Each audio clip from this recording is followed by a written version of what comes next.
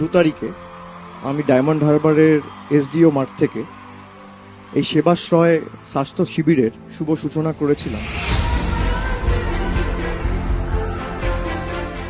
আজকে ফলতায় প্রায় 14 দিনের মাথায় এই বিশাল কর্মযজ্ঞের সাথে যারা জড়িত, যারা যুক্ত, আমি তাদের কাছে চিরকৃতজ্ঞ।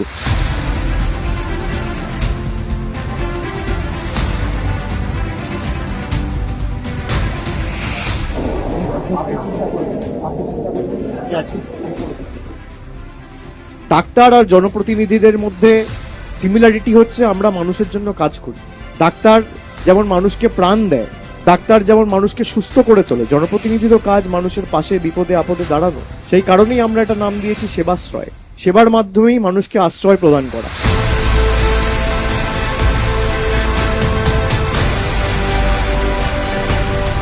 আমি চেষ্টা করেছি এবং আমার পুরো সহকর্মী সহ ডাক্তারদের পুরো টিমকে অনুরোধ করেছি যে যারাই আসছে আমরা চেষ্টা করব তাদের পাশে দাঁড়ানোর এবং কাউকে যাতে খালি হাতে না ফিরতে হয়। এটা আমাদের সবার কর্তব্য।